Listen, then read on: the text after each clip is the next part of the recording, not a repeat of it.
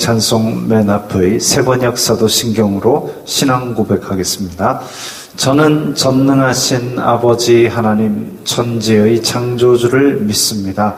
저는 그분의 유일하신 아들 우리 주 예수 그리스도를 믿습니다.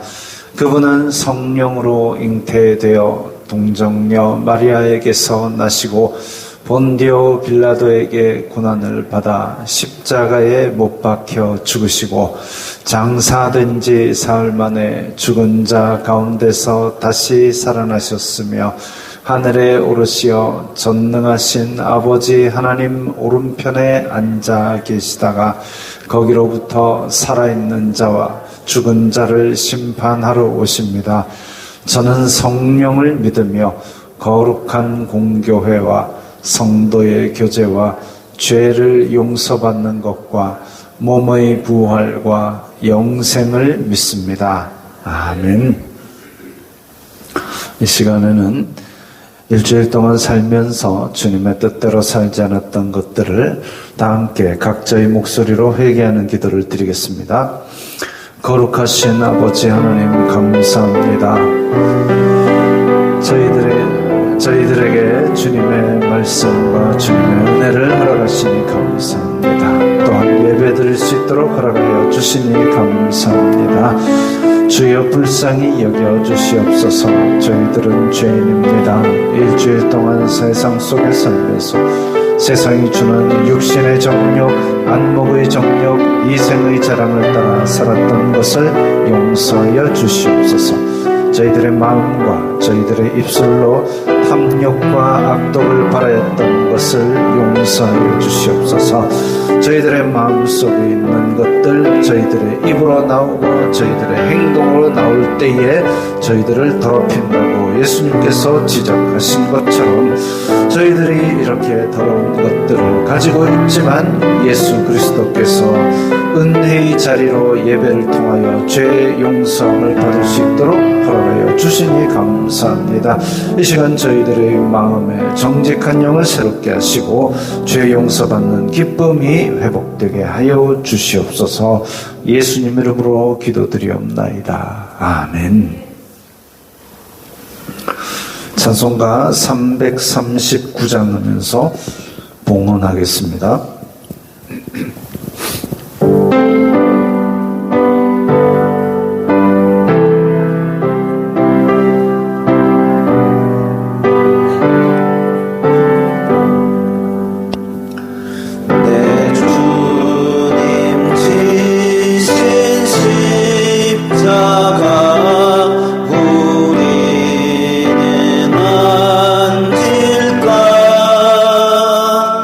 네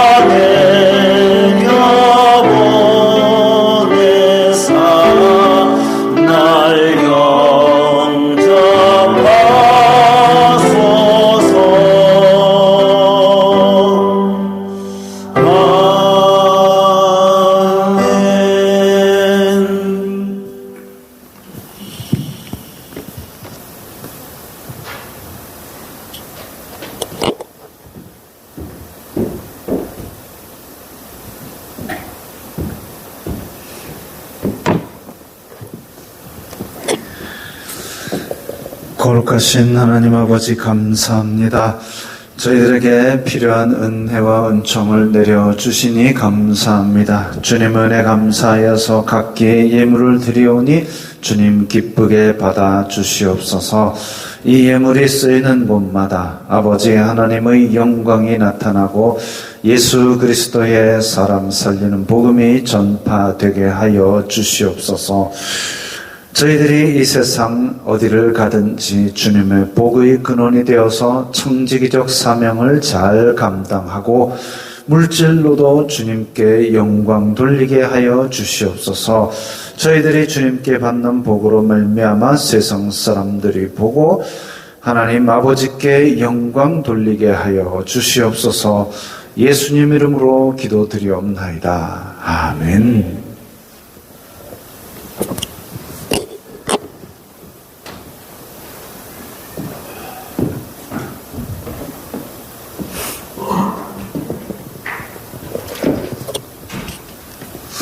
웨스트민스터 신앙고백서 제23장 국가의 위정자, 우리 다 함께 읽겠습니다. 전 세계의 대주제 하나님께서는 모든 나라 백성들 위에 각기 위정자들을 세우시고 자기 관하에서 봉사케 하신다. 그것은 하나님의 영광과 백성의 공익을 위한 것인데 선행하는 자들을 보호하여 권장하고 악행하는 자들을 벌합니다. 하나님은 위의 목적을 위하여 그들을 무장시키셨다. 기독 신자들이 각기 나라의 관직에 임명되었을 때에 그것을 맡아 수행하는 것은 합법적이다.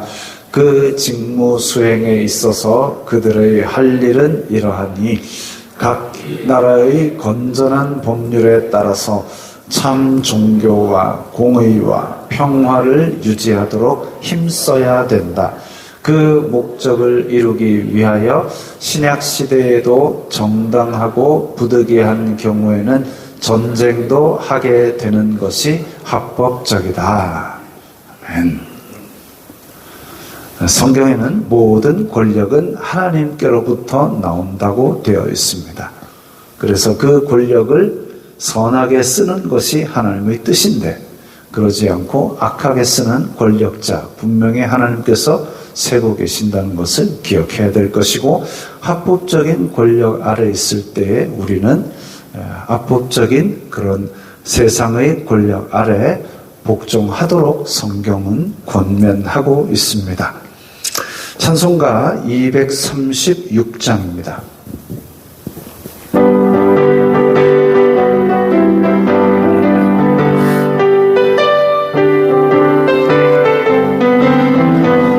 우리 모든 주로 끝난 세상 장막 벗고서 모든 신법처럼 사라진 후에 주를 뵙고 성도들 영광을 쓰리라. 새 예루살렘에서 성도들이 함께 올 때 기뻐 노래하리라. 새 예루살렘 새 예루살렘 호산나를 높이 불러 왕의 왕을 맞으리. 새 예루살렘에서 가는 길 외로워도 주님 나를 붙드니 시험 환난 근심 걱정없으며 주를 믿고 나아가면 분명 뜻을 알리라. 새 예루살렘에서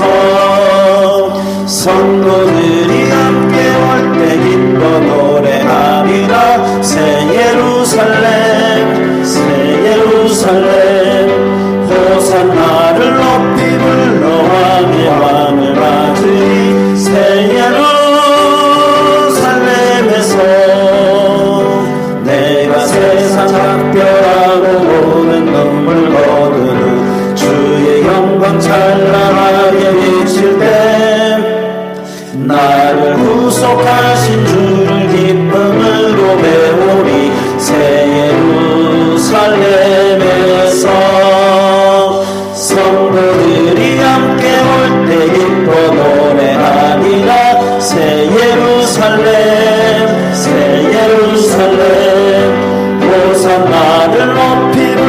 왕의 왕을 맞으리 새 예루살렘에서 아름다운 그곳에서 구속받은 성도와 사랑하는 주님 만나 배울 때 주의 영광 노래하며 영원토록 살리라 새 예루살렘에서 성도들이 함께 올 때 기뻐 노래하리라 새 예루살렘 새 예루살렘 호산나를 높이 불러 왕의 왕을 맞으리 새 예루살렘에서 240장입니다.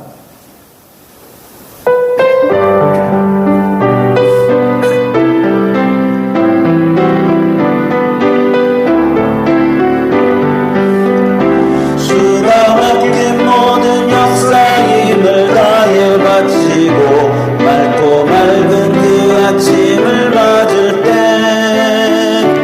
요단강을 건너가서 주의 손을 붙잡고 기쁨으로 주의 얼굴 배우리 나의 주를 나의 주를 내가 그의 곁에 서서 배우며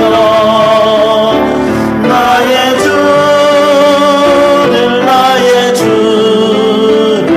손에 못자국을 보아 알겠네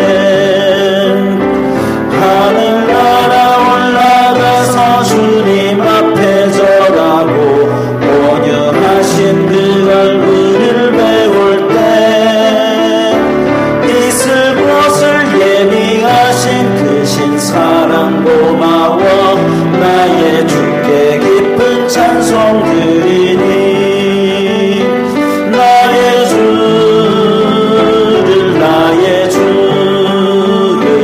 내가 그의 곁에 서서 배우며 나의 주를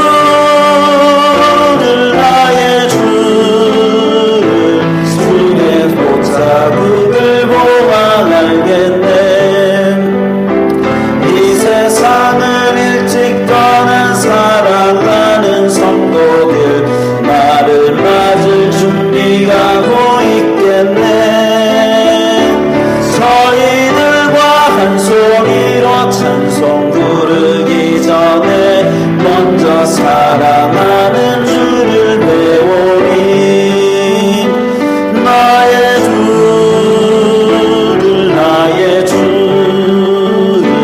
내가 그의 곁에 서서 배우며 나의 주를 손에 못자국을 보아 알겠네 영화로운 시원성에 들어가서 다닐 때 흰옷 입고 황금 길을 다니며 금검은거 맞추어서 새 노래를 부를 때 세상 고생 모두 잊어버리리 나의 주를 내가 그의 곁에 서서 배우며 나의 주를 손에 못자국을 보아 알겠네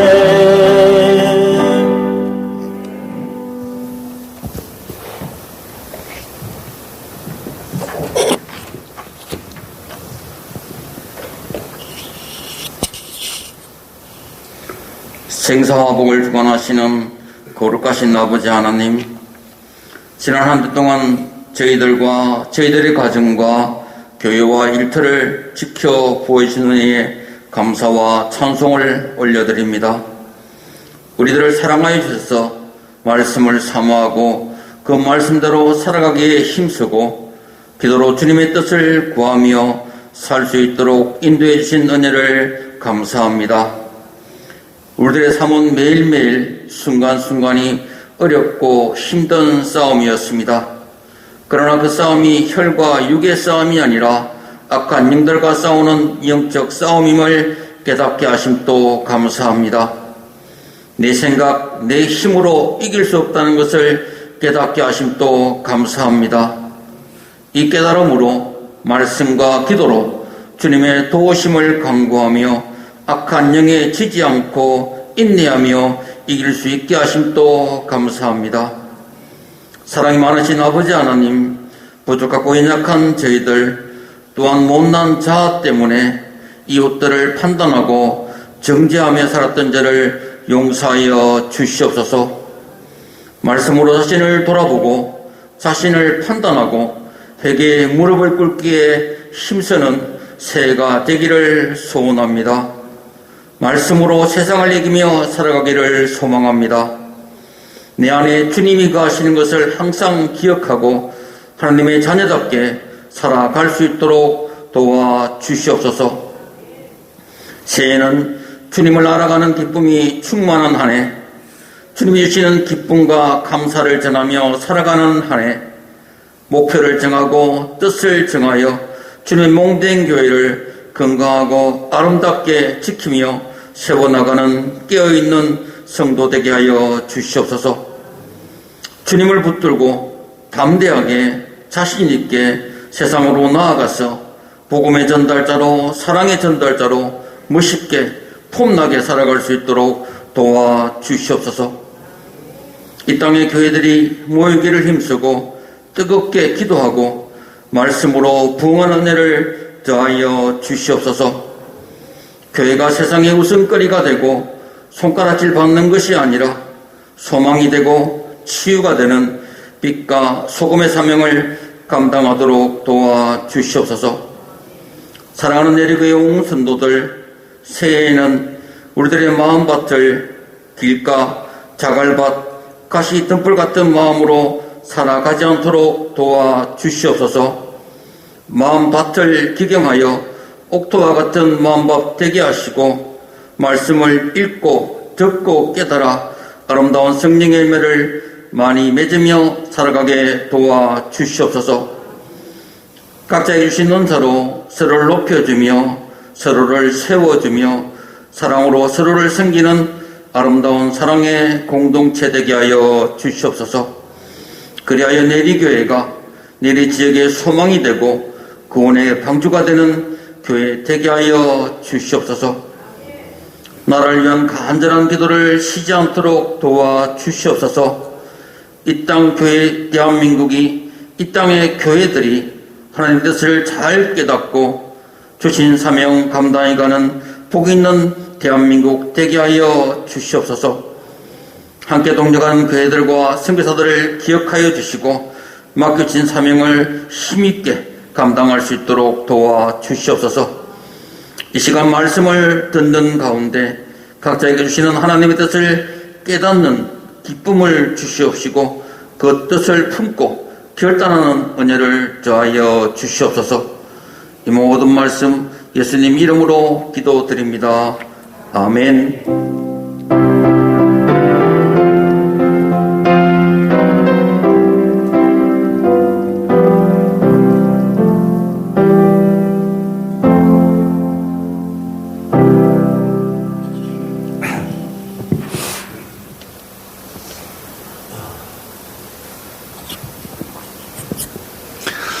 오늘 말씀은 사도행전 17장 2절부터 9절까지의 말씀입니다. 사도행전 17장 2절부터 9절까지의 말씀 함께 읽겠습니다.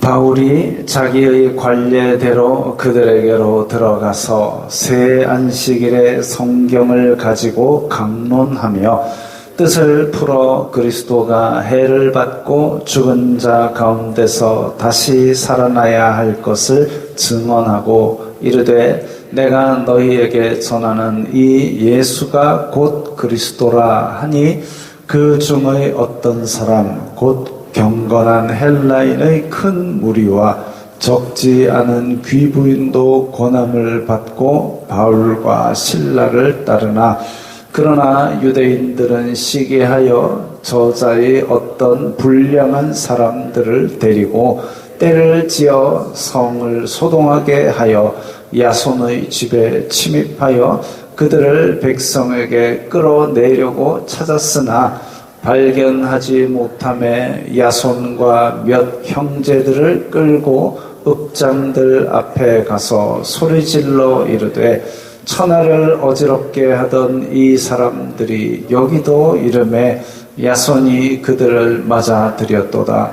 이 사람들이 다 가이사의 명을 거역하여 말하되 다른 임금 곧 예수라 하는 이가 있다 하더이다 하니 무리와 읍장들이 이 말을 듣고 소동하여 야손과 그 나머지 사람들에게 보석금을 받고 놓아주니라.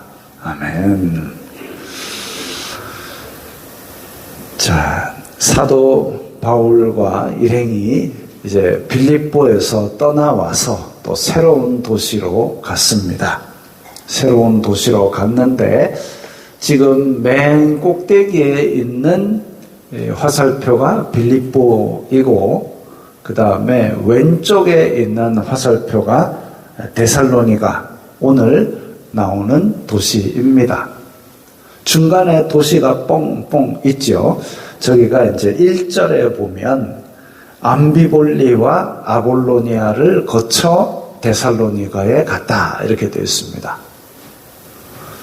근데 이제 중간에 저기 루스드라 더베에서 디모데를 하나 데리고 왔는데 그리고 이 사도행전의 기록자 누가도 동행한 걸로 되어 있는데 빌립보에 아마 두고 그러니까 누가와 디모데는 빌립보에 두고 그리고 지금 바울과 실라만 데살로니가에 온 것으로 보입니다.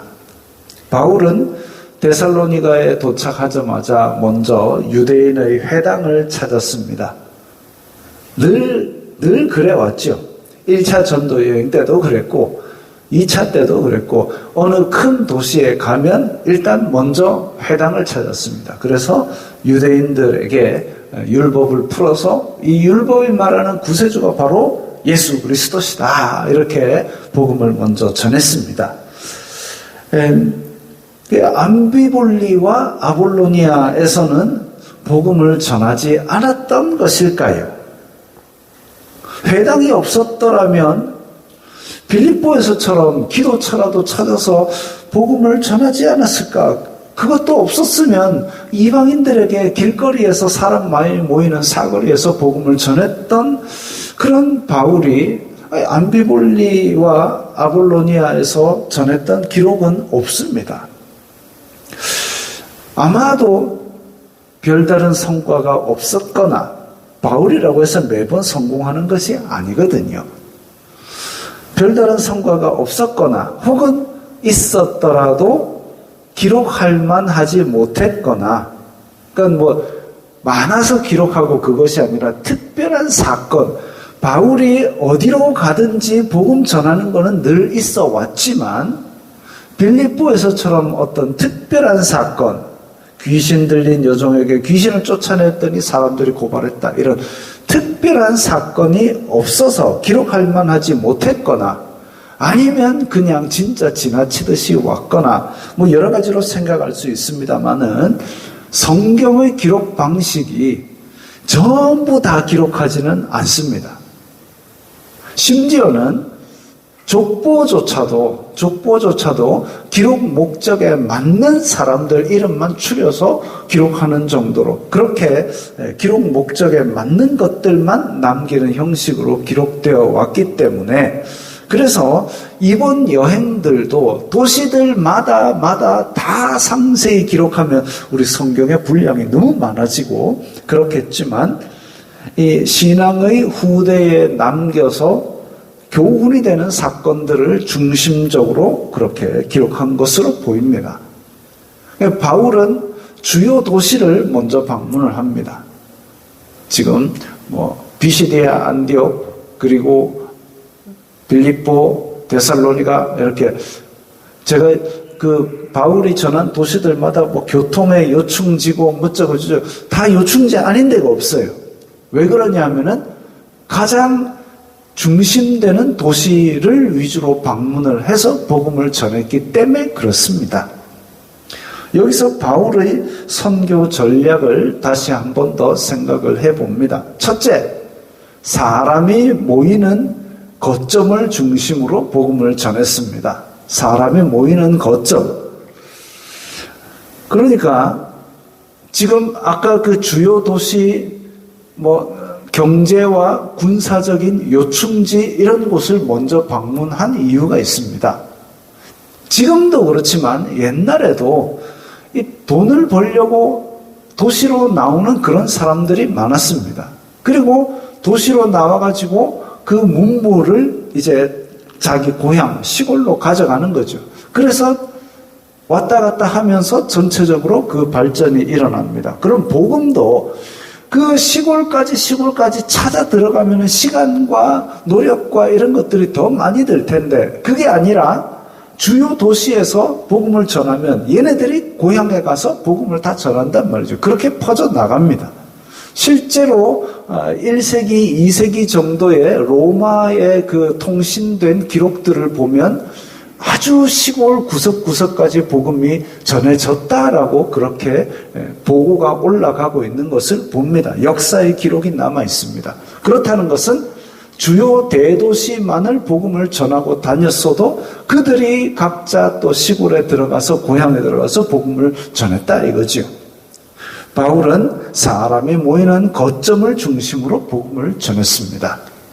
문지훈 선교사님이 지금 우리 후원을 하고 우리 교회도 몇 번 방문을 했던 문지훈 선교사님 필리핀에서 그렇게 그 거점 전략을 사용을 했습니다.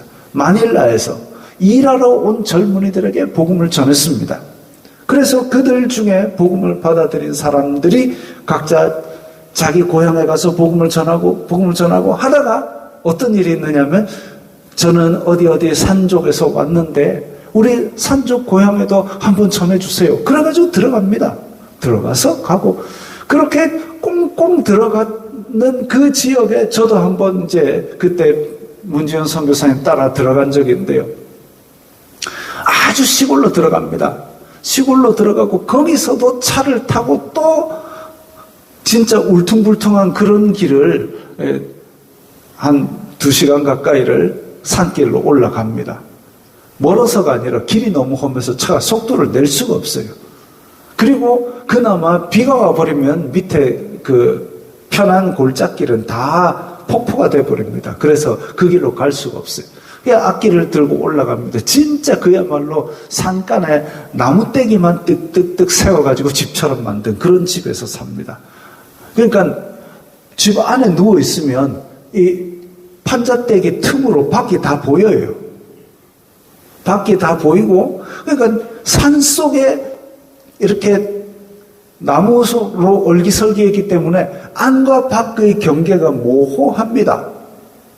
그래서 막 이렇게 뭐가 푹 날아다니고요. 그 있죠. 그런 거. 푹 날아다니고, 또 천장에 보면 이제 그 도마뱀이 있어요. 한 번씩 도마뱀이 에익 하고 우는 거, 도마뱀 우는 소리 처음 들어봤습니다. 언제 떨어질지 몰라요. 근데 거기서 자는데 너무너무 편하게 잤습니다. 뭐 주님의 은혜라고 생각을 하지만은, 아니 거기에서 어떤 일이 있었냐면 그 마을에서 이제 문지훈 선교사님에게 복음을 듣고 자기 고향으로 돌아와가지고 그렇게 이제 아이들을 가르치면서 다시 너희들이 마닐라에 가서 또 중요한 일꾼이 돼야 된다. 뭐 이렇게 하던 청년이 귀신이 들린 겁니다.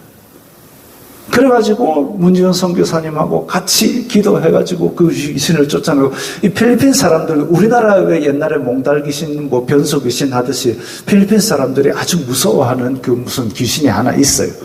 근데 그건 줄 알고 사람들이 다 그러고 있다가, 아니 그 한국에서 온 선교사가 여기 와서 딱 기도하니까 귀 쫓겨났단 말이죠.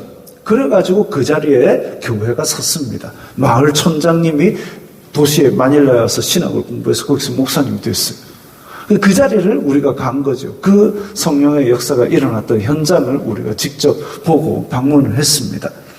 그런 식으로 마닐라에 일하러 온 젊은이들에게 복음을 전하고 그들이 자기 고향에도 전하러 오세요 이래가지고 퍼져나가는 거죠. 그리고 지금은 또 앙겔레스라는 지역에서 이제 학교를 만들어가지고 그 학교에서 아이들이 공부하고 그 복음을 받아들이고 그래서 지역을 이제 변화시키는 일꾼의 첫 걸음이 떼졌습니다. 고재성 선교사님도 호치민시에 공부하러 온 젊은이들에게 학사관을 운영해가지고 복음을 전하고 있지요. 그게 아이고 안 들어가는 게 아니라 그 모여 있는 사람들에게 복음을 전하면 이들이 자기 고향 마을로 복음을 또 전한다는 것이죠. 집중을 할 수 있다는 겁니다. 사람들이 모이는 거점을 중심으로 복음을 전한다. 그리고 선교 전략 두 번째, 공통 분모를 적극 활용했습니다. 바울은 유대인들에게 성경으로 복음을 전했습니다. 이게 각 도시마다 회당을 먼저 찾아간 이유가 있습니다. 회당에는 유대인들이 있고 안식일마다 모입니다. 정기적으로 모입니다. 그리고 유대인들은 이미 구약성경, 그때는 신약성경 기록되기 전이니까요. 구약성경 많이 알고 있습니다. 그래서 너희들이 이미 알고 있는 이 예언서들과 하나님의 말씀들이 그렇게 간구하던 그렇게 애타게 기다려온 구세주가 바로 예수 그리스도시다 이렇게 전하면 하고 되는 거죠. 물론 이제 삐딱한 유대인들은 그걸 가지고 또 시비를 걸고 박해를 하지만 유대인들에게 이미 있는 어떤 지식들 그것을 통해서 복음을 전하는 겁니다. 이방인들에게 갈 때는 사도 바울이 이방인들에게 갈 때는 그들이 좋아하는 철학 논쟁과 논리로서 복음을 전했습니다. 다시 말하면 공통분모, 유대인들과의 공통분모가 무엇이냐, 또 이방인과의 공통분모가 무엇이냐, 바울은 그것을 찾아서 그걸 가지고 복음을 전했다라는 것이죠. 밴드에 올린 영상 혹시 보셨나 모르겠습니다. 나중에 찾아보십시오. 주일중 목사님, 필리핀의 쓰레기 마을에서 사역하시는 주일중 목사님은 이제 쓰레기 마을에서 아이들이 그렇게 맨 아침부터 아이들도 쓰레기 주우러 갑니다. 아이들도 쓰레기 주우러 가고 그래가지고 온 가족이 하루 딱 버는 돈이 5,000원, 6,000원, 우리 돈으로 5,000원, 6,000원. 그래가지고 그 가족이 하루 먹고 그런 식으로 살아가는 사람들이죠. 야, 이래서는 안 되겠다. 이 아이들이 가난을 대물림해서는 안 되겠다 해가지고 뭘 하느냐 하면은 이 아이들에게 공부를 시킬 수 있는 망고 트리 하우스라고 조그맣게 막사처럼 지어가지고 거기서 애들을 공부를 시키기 시작했습니다. 근데 애들이 매일 나와가지고 공부하는 그런 습관이 안 돼 있으니까 나오질 않아요. 공부를 안 해요. 그럼에도 불구하고 부지런히 찾아가서 길거리에서 예배하고 아이들을 공부시키고 그래가지고 지금은 이제 꽤 많이 300, 400명의 아이들이 바글바글 모여가지고 같이 공부하고 같이 예배하는 큰 공동체가 됐습니다. 그리고 이제 진짜 근처 대학에 가가지고 한국어 교실 그거 운영하자. 주일중 목사님이 원래 대학 강단에도 서던 분이었습니다. 그래서 여기에 한국어 어학당을 만들어가지고 그 K-컬처를 많이 대학생들이 관심을 가지고 있으니까 안녕하세요만 하지 말고 정식으로 한국어를 배우면 이 아이들이 나중에 한국으로 그 동남아 학생들이 한국으로 유학 오는 거를 되게 바라고 있는 애들이 많대요. 그러니까 한 번은 저한테도 연락이 왔습니다. 그래서 야, 너 정도 영어 잘하고 너 정도 이렇게 스마트하면 미국으로 이 편지를 써서 지원을 해가지고 가라. 미국에는 이 장학금 제도가 잘 돼 있기 때문에 네 생활비까지도 보장될 수 있다는데 자기는 꿈이 한국에서 공부하는 거래요. 한국에서 공부하는 것이기 때문에 그래서 그걸 위해서 노력하고 한국어도 배워왔대요. 그렇습니다. 지금 필리핀 아이들의 많은 아이들이 한국에서 유학하는 것을 꿈으로 삼고 있는 아이들이 있기 때문에 그래서 그 학교에 한국어학당을 만들자 지금 협의 중에 있다고 합니다. 그런 식으로 공통분모, K컬처라는 공통분모, 공부라는 공통분모를 적극 활용을 하고 있습니다. 또 제가 어제 밴드에 올렸던 방글라데시에 있는 안 선생은 태권도를 가지고 갔습니다. 제가 같이 공부하던 때에 이제 수요일 저녁이면은 그 밑에 들어가가지고 같이 태권도를 하던 그 선교 지망생들이 있었거든요. 되게 열심히 하더라고요. 그 태권도를 가지고 가서 방글라데시에 있는 아이들에게 태권도를 가르치니까 아이들이 이제 그것 때문에 관심을 가지고 모이고 그 아이들에게 복음을 전하는 거죠. 공통분모가 있으면 복음이 들어가기가 조금 더 쉽습니다. 가난한 사람들에게 쌀과 함께 복음을 내미는 것, 쌀이 공통분모이기 때문에 그렇습니다. 관심사이기 때문에. 단지 그냥 쌀 갖다 주는 게 목적이 아니라 공통분모, 그들의 관심사를 내가 주면서 복음을 전한다 이거죠. 바울이 데살로니가 회당에서 3주 동안 복음을 전하니까 이방인들이 회심하기 시작했습니다. 경건한 헬라인의 큰 무리와 귀부인도 적잖게 복음을 받았다 그랬습니다. 회당에 나오는 이방인이니까 하나님도 알고 율법도 알고, 그러니까 죄에서 자유를 얻게 하는 예수님의 구세주 되심을 받아들인 겁니다. 구약의 예언을 잘 배워서 알고 있다가 이 구약의 예언이 이루어진 그 정점이 바로 예수님이시다라고 하니까 실로 감격스러운 사건이죠. 이방인들에게는.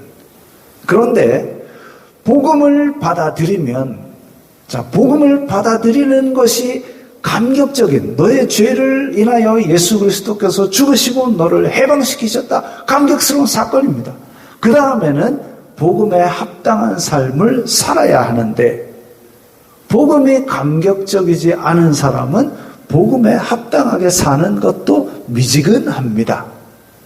예전에 보면 모태신앙인 친구들이 보면 기도도 못해, 전도도 못해, 성경도 못해 해가지고 모태신앙이라는 얘기가 있습니다. 왜냐하면 자기는 드라마틱한 사건이 없어요. 그러니까 구원의 감격도 애매한 겁니다. 그러다가 하나님께서 그와 인격적인 만남을 가져주시면 그때 깨어져 가지고 그때 이제 못해 하던 거를 회개하면서 자기의 신앙으로 독립하는 그런 경우가 종종 있습니다. 근데 참 이 하나님과의 만남, 죄 용서받는 이 감격이 자기에게 진짜 진하게 남는 사람들은 그 진한 감격 가운데서 감격이 날마다 새롭고 또한 그에 맞춰 살려는 삶이 정말로 아름다워지면서 날마다 깎이고 다듬어 가면서 전진해 나가는 거지요. 그래야지요.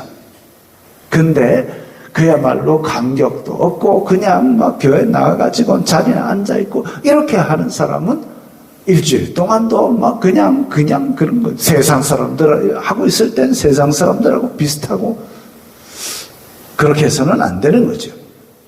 이방인들은 사실 이제 유대인들이 회당 가운데 앉고 이방인들은 회당 주변에 병풍처럼 둘러서 있기 때문에 자기가 주인공이라는 그런 느낌이 별로 없습니다.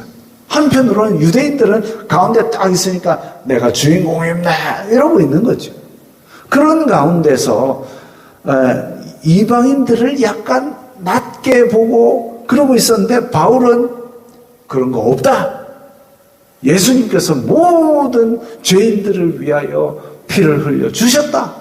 그러니까 이방인이고 유대인이고 관계없이 다 예수 그리스도 안에서 은혜 받은 자들이다. 이렇게 하니까 이방인들은 감격이죠. 맨날 와가지고 나는 뭐냐 이거 병풍도 아니고 싶었는데 나도 주인공이다 하니까 유대인들은 기분 나쁜 거죠. 이때까지 목에 힘주고 있었는데 그 아무것도 아니야. 할례 아무것도 아니야. 율법 아무것도 아니야. 그 모든 것을 다 제하시고 하나님의 일방적인 은혜로 다 구원을 얻었다. 라고 하니까 유대인들은 기분이 나쁜 거죠.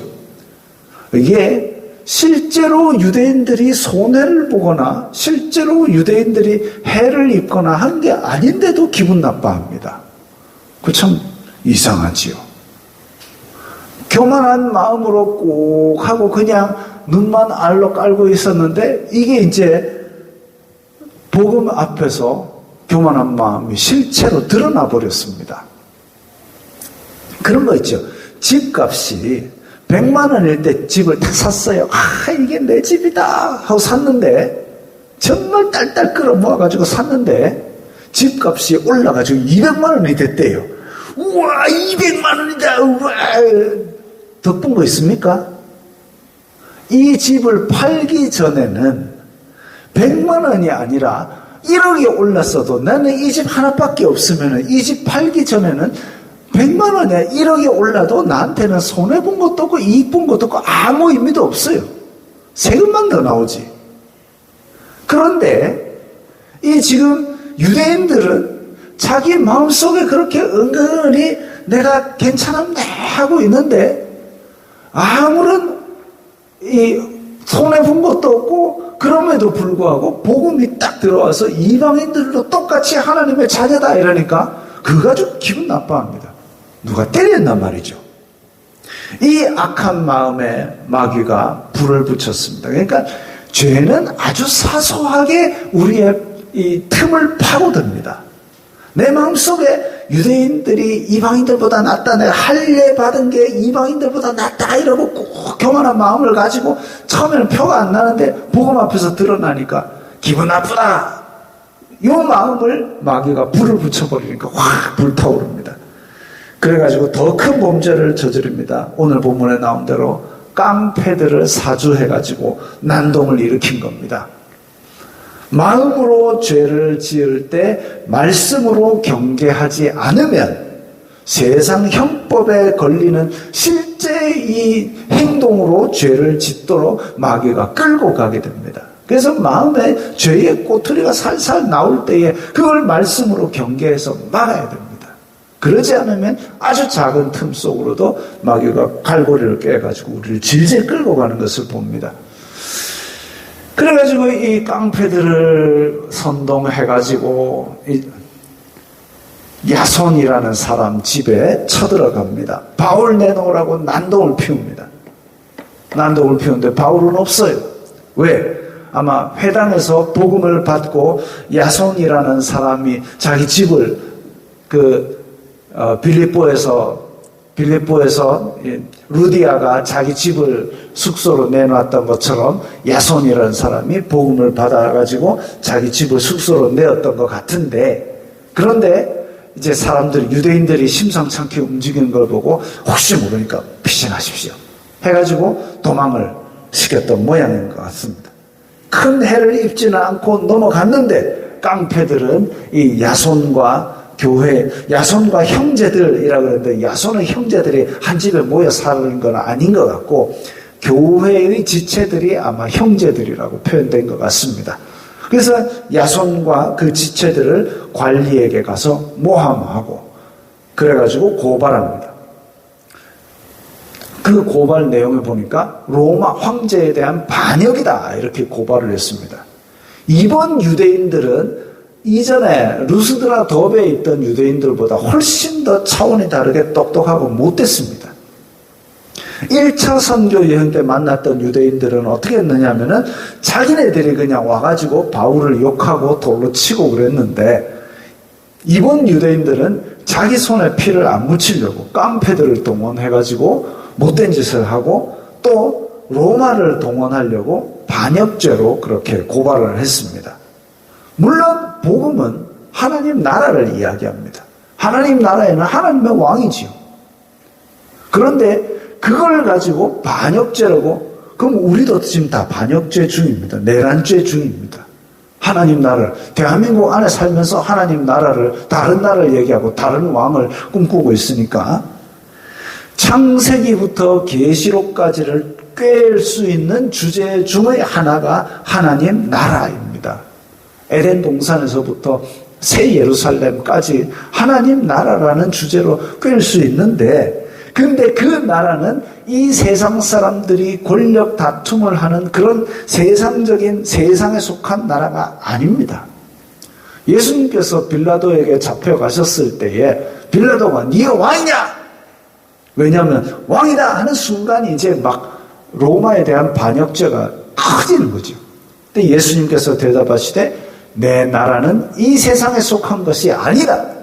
만일 내 나라가 이 세상에 속한 것이었다면 내 종들이 싸워 나로 유대인에게 넘겨지지 않게 하였으리라.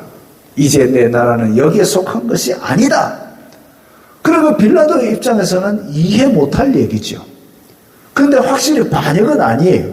이 세상에 속한 게 아니다 그러니까. 그래서 나는 죄를 찾을 수가 없다. 그렇게 말할 정도로 예수님의 나라, 하나님 나라는 이 세상에 속한 것이 아님에도 불구하고 이 유대인들은 그걸 뻔히 알면서도 그걸 로마에 대한 반역이라고 그렇게 관리에게 고발을 했습니다. 복음을 받은 사람들, 이 데살로니가 교인들이 로마 황제에게 반역했다는 고발이 들어갔기 때문에 관리들은 지금 처벌을 해야 됩니다. 근데 처벌을 하려고 그러니까 반역한 뚜렷한 증거가 없어요. 난동을 피웠던 증거도 없고 억울한 누명이지만 증거가 없습니다. 증인도 없습니다. 바울과 실라를 지금 숨겼기 때문에 원조 범죄자도 없습니다. 그럼 어떻게 하냐?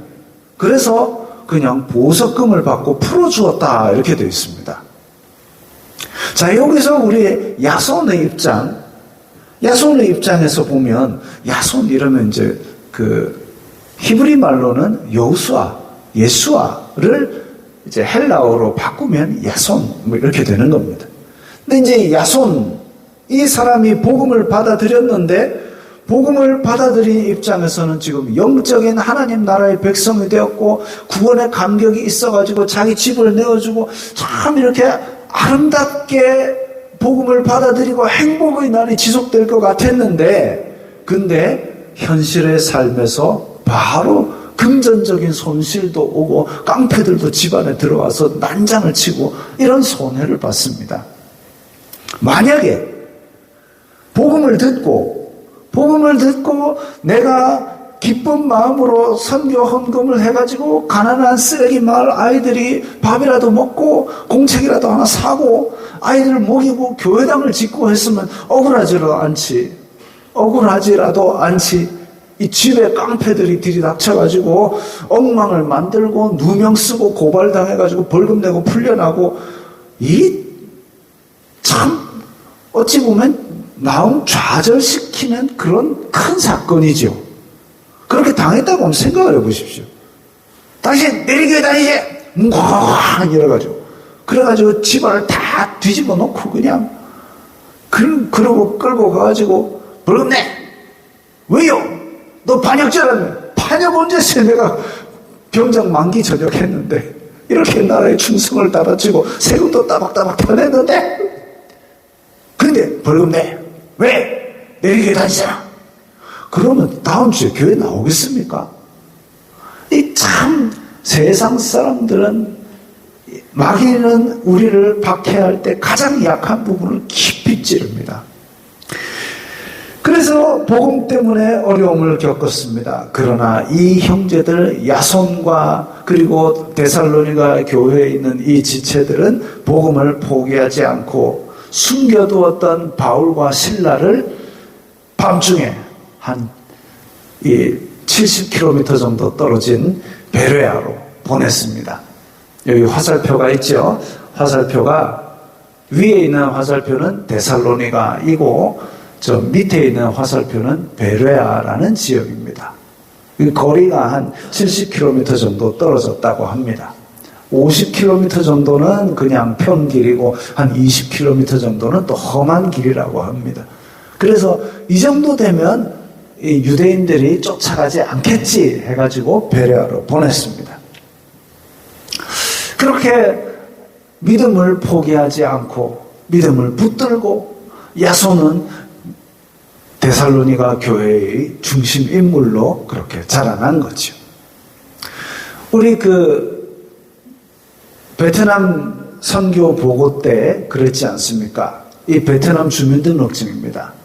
베트남 주민등록증의 앞면에는 우리나라처럼 주민등록 번호도 있고 사진도 있고 그렇습니다. 근데 뒷면에는 종교란이 있습니다.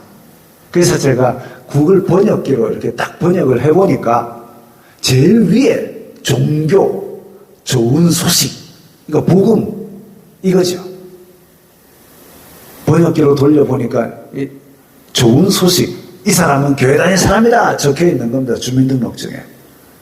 그리고 밑에 보니까 무슨 외관 이래가지고 뭐 흉터가 있고 오른쪽 가장자리에서 뭐 이렇게 사람의 외형에 대해서 뭔가 이렇게 묘사된 글이 있고 뭐 이렇다고 합니다. 근데 제일 위에 저게 종교란이 저렇게 써 있습니다. 베트남은 공산주의 국가라서 기독교를 믿으면 저렇게 주민등록증에 표시가 되고, 그리고 저 표시가 있는 사람은 국가기관에 취업이 안 됩니다. 공무원 안 됩니다. 그 외에도 주민등록증을 요구하는 곳마다 차별 대우를 받습니다. 아직도 현실에 이런 나라가 있습니다. 그들은 그래서 베트남 사람은 복음을 받아들일 때에 그런 손해와 불이익을 각오하는 큰 결단을 하는 겁니다. 밴드에 올린 우리 방글라데시 안선교사 소식 보시면 방글라데시는 무슬림 나라입니다. 이슬람교를 믿는 나라입니다. 이슬람교는 사회 국가 시스템입니다. 거기는 그냥 단지 삶과 분리된 종교가 아니라 삶이 곧 국가이고 종교이고 다 그렇게 일체가 되어 있습니다. 한 남자가 예수님을 믿기로 했습니다. 믿기로 하자 직장 바로 해고됐습니다. 너 이슬람 아니네? 해고. 바로 잘립니다. 아무도 뭐라고 억울하지 뭐 그런 거 없습니다. 그냥 당연히 해고되는 겁니다. 또 친구들도 떨어져 나갑니다. 가족들도 외면합니다. 고생 중에 이 사람은 병에도 걸렸습니다. 그래도 여전히 복음을 포기하지 않고 복음을 찾는 자들을 도와주는 일을 지금도 하고 있습니다. 10여 년째 하고 있습니다. 한 이슬람 지도자 친구가 전화를 걸어왔어요. 내가 이 일을 다 겪으면 진짜 천국에 갈 수 있을까? 물어왔습니다. 지난 10년간 이 친구가 어떤 고생을 했는지 쭉 보아왔기 때문에 과연 너 그 고생과 바꿀 값어치가 있는 천국이 확신되고 있니? 나는 근데 확신이 없어. 그런 얘기죠. 반면 지금 그의 삶은 어땠는가? 고생하고 사회에서 내팽개 쳐진 이 친구는 그럼에도 불구하고 다른 믿음을, 복음을 지키고 있는데 자기는 지금 이슬람의 이맘, 이슬람 종교 지도자 격인데 그런데도 불구하고 나는 지금 천국에 확신이 없어. 너 고생 그거 다 겪으면 천국 가는 거 맞아? 이 남자는 성심성의껏 복음을 전했습니다. 최대한 복음을 전했죠. 왜? 이전에도 북부의 한 이슬람 지도자 임맘이 전화를 해왔습니다. 연락해왔습니다. 그래가지고 네가 믿는 그 종교에는 천국이 있느냐 물어왔는데, 그런데 복음을 전했는데, 그리고 이 사람이 겪은 회사에서 잘리고 친구들도 떨어져 나가고 친척들도 다 외면하고 이런 어려움 때문에 이 북부에서 전화 왔던 이 사람은 복음을 포기한 적이 있습니다. 예수님께 찾아왔던 부자 청년, 예수님께 직접 물었지요. 예수님, 내가 어려서부터 율법 다 지켰고, 우와, 너 부자잖아. 너 그거 다 팔아가지고 가난한 사람 나눠주고 나 따라와. 하니까 글쩍글쩍 고민하면서 집에 가버렸다고 했습니다. 예수님을 만나고도 집에 가는 사람이 있습니다. 왜? 자기의 가치는 예수님에 있는 게 아니거든요. 집안에 금고 안에 넣어놓은 그 돈과 뭐 이런데 자기의 가장 큰 가치와 사랑이 있기 때문에 예수님을 따를 수가 없습니다. 그래서 예수님께서는 이런 말씀을 하셨습니다. 진주 장사가 있는데 극히 값진 진주 하나를 발견하니까 자기 모든 소유를 다 팔아서 그 진주를 샀다 그랬습니다. 정말 가치 있는 것을 발견하면 그보다 가치가 떨어지는 것들은 다 내어놓고라도 그걸 잡아야죠. 그걸 잡아야죠. 비행기가 떨어집니다. 비행기가 떨어질 때, 자, 이제 물 위에 착륙을 하고 구명대가 이렇게 밑으로 촥 슬라이드가 펼쳐지고 그때 가방 들고 내린 사람 아무도 없어요. 기내 보안 규정에 의하면 아무것도 가지지 말고 그냥 뛰어내려라 이렇게 되어 있거든요. 그때 아이고 이 안에 귀중한 게 들었어요 라고 가방 막 주섬주섬 챙기면 못하게 합니다. 왜? 생명이 지금 제일 소중하기 때문에 그거부터 살려야지. 그거 한다고 지금 짐 주섬주섬 아니요, 필요 없다는 거죠. 마찬가지로 가장 중요하고 가장 값진 진주를 발견하면 내 안에 있는 덜 중요하고 덜 값어치 있는 것들은 다 팔아서라도 가장 소중한 그 진주를 차지해야 되는 겁니다. 방글라데시에 있는 그 청년, 직장, 친구, 친척 그런 것들도 중요하지만 그것보다 더 중요한 자기의 영혼의 영생을 발견했기 때문에 지금도 그 손해를 감수하고 사는 겁니다. 오늘 본문에 나왔던 야손 집안에 난동을 피우고 그리고 잡혀가지고 누명을 쓰고 손해를 봤지만 그럼에도 불구하고 가장 소중하고 가장 기쁜 것을 발견했기 때문에 포기하지 아니하고 사도 바울을 끝까지 숨겨서 배려하러 보냈습니다. 극히 값진 진주입니다. 야손은 값진 진주를 산 사람입니다. 문지훈 선교사, 고재성 선교사, 또 주일중 선교사, 값진 진주를 가지고 전하는 사람들입니다. 어려움을 겪었습니다. 보석금을 냈습니다. 건강도 잃었습니다. 그러나 복음을 포기하지 않았습니다. 내리교회 성도들에게 지난 2023년은 값진 진주를 푸는 삶이었는지 아니면 북부 이슬람 지도자처럼 현실 속의 어려움에 묻힌 삶이었는지 그걸 돌아보아야 되겠습니다. 오늘 2023년의 마지막 날 한 해를 돌아보면서 내 안에 값진 진주를 그냥 화분 속에 파묻어 놓고 산 것은 아니었는지 돌아보면서 구원의 감격을 회복하시기 바랍니다. 말씀 생각하면서 결단하는 기도를 다 함께 드리겠습니다. 값진 진주를 산 것 같이 우리도 그렇게 그에 합당한 삶을 살겠습니다. 결단하는 기도를 다 함께 드립니다. 거룩하신 아버지 하나님 감사합니다. 저희들에게 주님께서 귀한 복음을 주시고 예수 그리스도의 이름을 주셨사 저희들이 이 이름의 가치, 이 이름의 귀함, 존귀하고 소중한 것을 잘 알 수 있고 또한 그 감격으로 살아가기를 원합니다. 주여 도와주시옵소서. 저희들의 마음에 영혼의 묵은 때들을, 영혼의 죄악의 더러운 것들을 제하시고 예수 그리스도의 은혜가 찬란하게 빛나는 것을 그대로 잘 볼 수 있게 하여 주시옵소서. 우리의 눈이 가리워져서 우리를 비추는 복음의 빛을 제대로 받지 못하니 그 감격이 어떠한 건지 그 넓이와 크기와 깊이를 깨닫지 못하고 있는 경우도 많습니다. 주여 다시 그 구원의 감격을 회복하고 주님의 복음에 합당한 삶을 살도록 우리 성도들 다 결단하오니 주여 들어주시옵소서. 예수님 이름으로 기도드리옵나이다. 아멘. 하나님께서 당신을 통해 하겠습니다.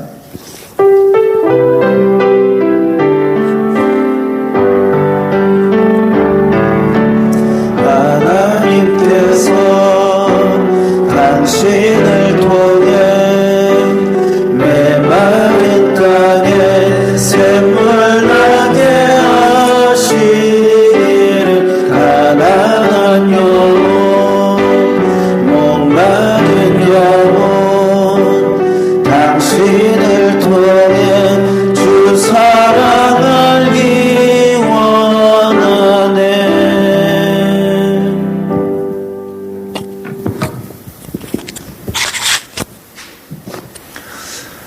주 예수 그리스도의 은혜와 하나님 아버지의 사랑과 성령 하나님의 교통하심이 너희 무리와 함께 있을지어다.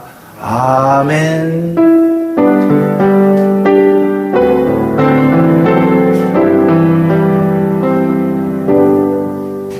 건강하시고 평안하시기 바랍니다. 4층에서 식사가 준비되어 있습니다.